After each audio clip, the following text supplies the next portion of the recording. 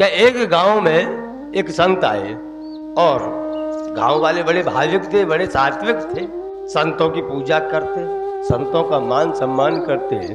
तो संत के पास में गांव के मुख्य लोग संत के पास में गए और बाप जी की बंधन पूजन करके संत को कहा कि बाप जी, हमारा अहो भाग्य है कि आप हमारे यहाँ पधारे हो। बस आपसे एक प्रार्थना है हमारी कि आप हमारे गांव में आइए कल और थोड़ा सा गांव को ब्रह्म के बारे में समझाइए, भगवान के विषय में समझाइए, थोड़ा सा प्रवचन कर जाइए। संत ने कहा मैं जरूर आऊंगा मैं जरूर, लेकिन मेरी एक शर्त है। गांव वाले ने बोले कि भाई महाराज जी क्या शर्त है आपकी?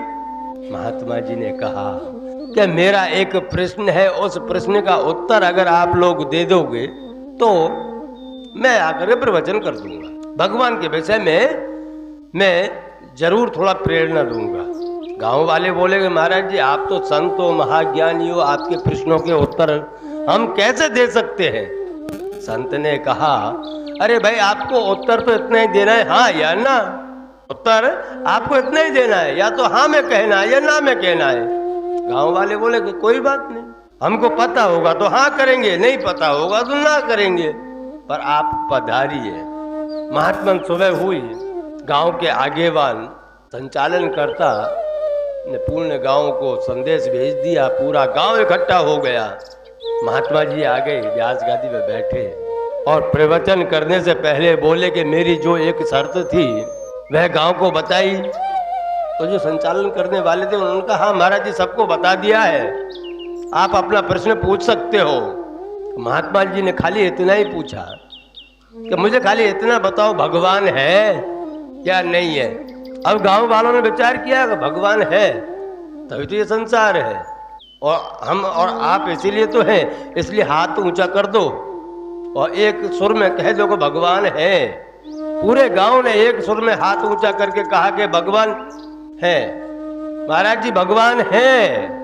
तब महात्मा जी स्वयं वहां से खड़े हो गए, चलने लगे। तो आगे वालों ने पूछा कि महाराज जी क्या हुआ, आप कैसे चल दिए?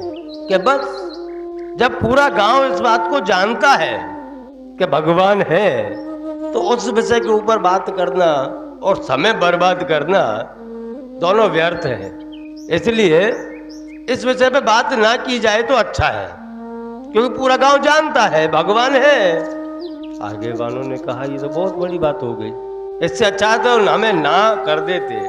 अगर हम मना कर देते तो शायद हमें समझाते, कहते महाराज जी। रात हुई, फिर रात को गए, जाके संत से पैर छुए और कहे महाराज जी भूल हो गई, थोड़ा सा आइए आप। महात्मा ने कहा प्रश्न वही है, जवाब चाहिए मुझे। दूसरा दिन हुआ, पूरा गांव समझ गया कि महाराज जी को अगर हम भगवान कहेंगे कि है तो महाराज जी उठ के चले जाएंगे, कुछ कहेंगे नहीं। इससे अच्छा है आज पूरा गांव मना कर देना।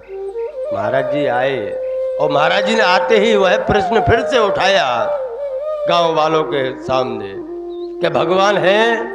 पूरे गांव ने मना कर दिया कि भगवान कोई होता नहीं है, सब प्रकृति के सहारे चल रहा है, इसमें भगवान की बात ही कहाँ है। तो महात्मा ने कहा कल तो तुम हाँ कर रहे थे कि भगवान होते हैं, आज कैसे मना कर रहे हो? कि ले हमको पूर्ण ज्ञान आज हुआ है, पूरा ज्ञान आज हुआ है, भगवान होते ही नहीं, ये तो सब प्रकृति के बहाने से चल रहा है। महात्मा जी इतना कह करके वहां से उठ के चले गए। फिर आगे वहां शाम को गए कि महाराज जी क्या हुआ, आप फिर से आ गए, आपने कुछ कहा नहीं?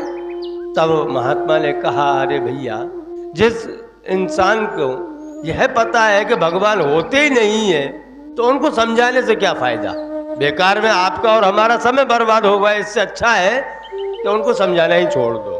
गांव के आगे वालों ने कहा कि महाराज जी फिर भी हमसे कोई भूल हो जाए तो माफ करना, पर आप एक बार कल और आइए और आकर के थोड़ा सा प्रवचन कीजिए। महात्मा ने कहा मेरा प्रश्न तो वही है, पहले प्रश्न का उत्तर, बाद में कोई और कार्य। तो गांव वालों ने विचार किया तो कोई बात नहीं, आज और अलग से कोई रणनीति बनाई जाएगी शाम को सबको समझा दिया कि आधे गांव वाले कहना कि भगवान होते हैं, आधे गांव वाले कहना भगवान नहीं होते, तो शायद महाराज जी आकर के थोड़ा सा प्रवचन कर दे, हम जैसों को समझा दे। महात्मा जी आए, सुबह सुबह बैठे, बैठ करके पूरा गांव बैठा हुआ और गांव से पूछा कि भाई बोलो भगवान होते हैं कि नहीं होते। आधे गांव वालों ने कहा कि नहीं होते, आधे गांव वालों ने कहा कि होते हैं। अब तो महाराज जी ने कहा कि पक्का है, तुम जब से मैं आया हूं तब से फिर रहे हो, आज तो पक्का है कि हाँ महाराज जी आज पक्का है। तब महाराज जी ने कहा कि एक काम करना भैया, जिनको पता है कि भगवान है वह इन आधे गांव वालों को समझा देना, इसमें मेरी कोई जरूरत ही नहीं है, इसमें मेरी कोई जरूरत ही नहीं है समझाने की, तुम ही आपस में समझा देना। आगे वालों ने वहीं पर थोड़ी जिद की, महाराज जी 2 वचन, आप रोज रोज ऐसा क्यों करते हो। तब महात्मा जी ने कहा कि भाई मैं रोज रोज इसलिए ऐसा करता हूं क्योंकि तुम एक जगह स्थिति नहीं बन पा रही, तुम्हारी एक जगह स्थिति नहीं हो रही, या तो नास्तिक हो जाओ या शास्त्रिक हो जाओ, या नास्तिक हो जाओ या आस्तिक हो जाओ, उसमें एक जगह टिको तो सही। और जो इंसान एक जगह नहीं टिक सकता, एक जगह विश्वास नहीं कर सकता, वह कभी भक्ति प्राप्त नहीं कर सकता। भक्ति प्राप्त करनी है तो जैसी परिस्थिति हो, परिस्थिति के अनुसार आप ढल ना जाओ। अगर आपको थोड़ी तकलीफ पड़ी तो तकलीफ में हो जाओगे, सुख आया तो सुख में खो जाओगे। इससे अच्छा है जैसा समय है उसमें आपकी जो पूर्ण स्थिति थी वही पूर्ण स्थिति हमेशा रहनी चाहिए। अगर आप आस्तिक हो, भगवान को मानते हो, तो एक ही जगह एक ही सतगुरु के चरण में पड़े रह करके संपूर्ण समर्पण करके भक्ति को प्राप्त कर लेना चाहिए। आज यहाँ तो कल वहाँ भटकते भटकते रहने में भक्ति प्राप्त नहीं होगी, क्योंकि मन एक जगह तो टिकता नहीं है। मन को प्राप्त करने के लिए उसको एक जगह लगाना पड़ता है, और एक जगह जब तुम्हारा मन लग जाएगा तो भक्ति प्राप्त हो जाएगी। आपको भटकना नहीं पड़ेगा कि आप यहाँ से वहाँ, वहाँ से वहाँ, आज ये कथाकार कल वह कथाकार, अरे ये तो उनसे भी ज़्यादा अच्छा है, चलो अब हम इनके कृपा पात्र बन जाते हैं, यही अच्छे हैं। नहीं, मैं बहुत सी बार कहता हूँ आप भक्ति कीजिए, कथा सत्संगों में जाइए, अपने साथ में अपने बच्चों को भी लेकर के जाइए और उनको सुनाइए, समझाइए। वो नहीं कहते कि स्कूल तो एक है, आप एक स्कूल में पढ़ते हो, एडमिशन उस स्कूल के अंदर है, पर बहुत से बच्चे क्या है कि आगे जाने के लिए ट्यूशन करते हैं। उसी प्रकार हर जगह जहाँ कथा होती हो, सत्संग होते हो, प्रवचन होते हो, वहाँ आप जाकर के अपने ज्ञान की वृद्धि कर सकते हो।